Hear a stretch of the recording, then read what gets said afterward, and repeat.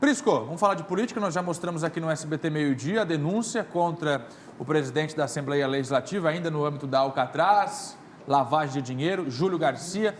Foi junto 3 filhos, lamentável, e outras pessoas relacionadas ao deputado. E também tem o processo de impeachment rolando na Assembleia Legislativa. Agora é contigo, Prisco. Boa tarde. Muito boa tarde, Fernando. Pois muito bem. Tivemos agora a votação da comissão especial, 9-0. Todos pela denúncia, pela admissibilidade do pedido de impeachment, que agora será submetido ao plenário. Mas houve uma antecipação de prazos.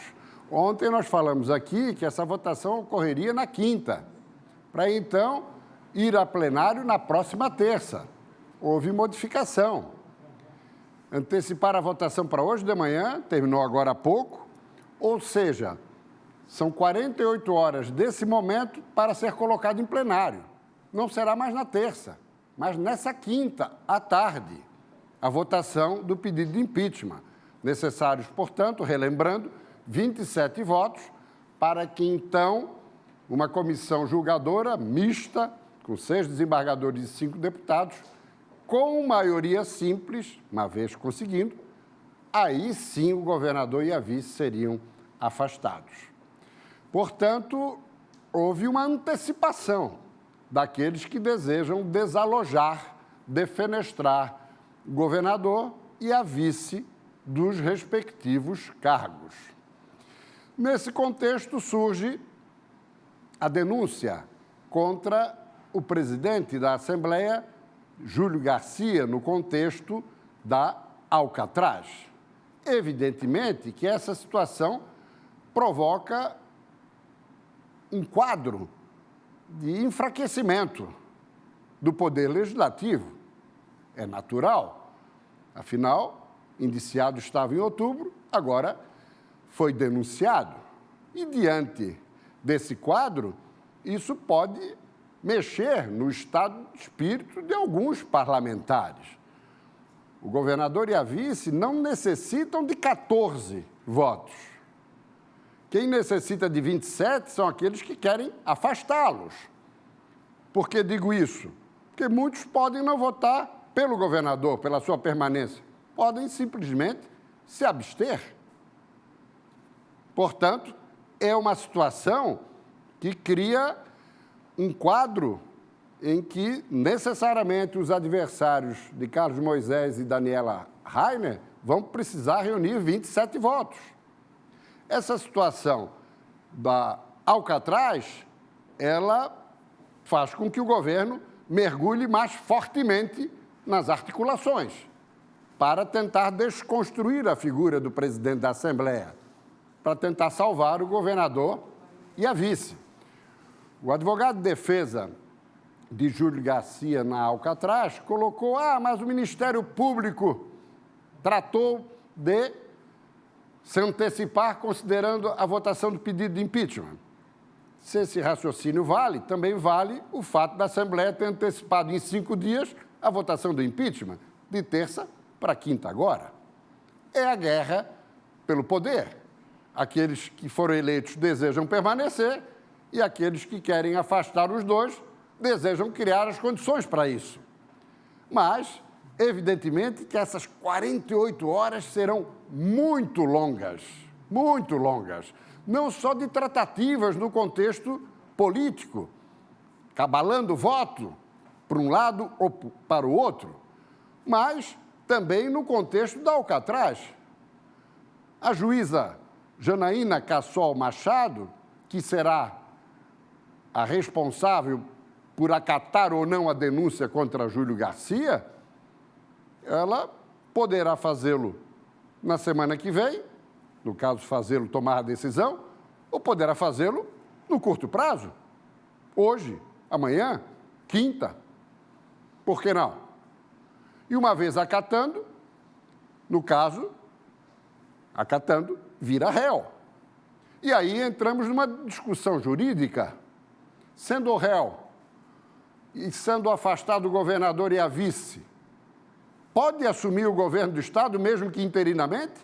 Tem uma decisão de 2016 do Supremo Tribunal Federal, dando conta de que o cidadão réu não pode responder pela presidência da República. Pergunta-se, isso eventualmente se estenderia também a estados e municípios, governadores e prefeitos, ou não? Isso é uma questão que precisará ser respondida numa eventualidade. Então, o quadro enseja, inclusive, possibilidade de judicialização, que impeça, quem sabe até, a votação na próxima quinta-feira.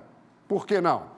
O que mais temos observado são demandas judiciais em meio a essa batalha, essa guerra política pela tomada ou pela permanência do poder.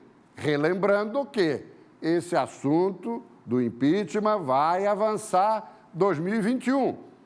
E uma vez afastados, governador e vice, a eleição é indireta. Saímos de 5 milhões e tantos eleitores para 40, que é a composição da Assembleia Legislativa. A repercussão desse episódio da Alcatraz é nacional. Aliás, o vazamento da decisão veio pelo Rio de Janeiro. E outra, está tendo repercussão por semelhanças com a situação do Rio de Janeiro. Mais um aspecto a ser apreciado, além do desgaste brutal que Santa Catarina acaba acumulando. Afinal de contas, estão querendo caçar um governador e uma vice. Agora, a situação envolvendo o presidente da Assembleia bota na lona a imagem de Santa Catarina no contexto político, no plano nacional. Isso é lamentável.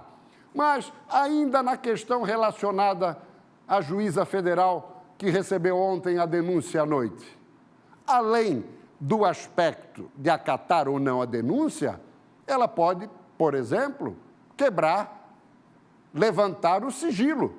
E aí todas as informações do inquérito na Polícia Federal e agora no Ministério Público viriam à luz do dia. Ela pode também, eventualmente, solicitar ao Tribunal Regional Federal, 4ª Região, com sede em Porto Alegre, o pedido de afastamento do presidente da Assembleia, considerando as circunstâncias. Como ele é chefe de poder, tem que ser segunda instância, TRF 4. Então, as variáveis são as maiores possíveis. Agora, tudo isso chegou a esse ponto, deve-se a quê? A absoluta inabilidade e incompetência do governador Carlos Moisés, que se isolou no Palácio Residencial com 71% dos votos válidos, eleito que foi embalado por Jair Bolsonaro, a quem traiu já no primeiro momento, ignorou parlamentares, achava que governaria sozinho e deu no que deu. Agora corre atrás do prejuízo. Mas como a tentativa é defenestrar ele, titular, mas também a vice, aí entra o jogo de proteção mútua de um para com o outro. E 27 votos, já venho dizendo isso há muito tempo, independentemente dessa situação da Alcatraz. Mesmo sem a Alcatraz, não seria fácil reunir 27 votos. Agora, então, vai fazer com que muitos parlamentares reavaliem o quadro. E, repito, eleição indireta, interinidade e tudo mais, influencia 2022. Muda o tabuleiro. Temos também eleições municipais já às portas. É todo um contexto. Não dá para não associar todas essas circunstâncias. Portanto, meu caro Fernando, vamos acompanhar aí o desenrolar dos acontecimentos, mas teremos aí 48 horas longuíssimas pela frente, com muitas possibilidades políticas e judiciais. Basta saber se os deputados vão querer colocar Júlio Garcia interinamente no comando do governo. Prisco, para esclarecer, então, a votação acontece nesta quinta-feira, não mais na terça-feira, a informação que você trouxe para a gente agora. Aí sim, estamos perguntando aqui, o governador já está afastado? Não. Essa é a primeira votação, que é da comissão especial. Agora é fundamental a Jéssica botar o telão aqui do secretário Jorge Tasca. Mais um que saiu do governo. Que se exonerou ontem, assumiu o adjunto Luiz Antônio Dacol. E por que se exonerou? Porque a partir do momento que ele deixa de ser secretário, ele não vai mais ser submetido ao julgamento da Assembleia no contexto do pedido de impeachment. Ele está fora e vai atuar na defesa do governador como uma atuação estratégica na tentativa de salvá-lo. Então, isso foi um fato novo também, de ontem à noite, que tem consequências. Eu não sei exatamente como é que a comissão especial, Fernando, votou. Se já no relatório de Luiz Fernando Vampiro já foi excluído Tasca ou não. Isso teremos que nos informar durante a tarde, porque a votação terminou há poucos minutos.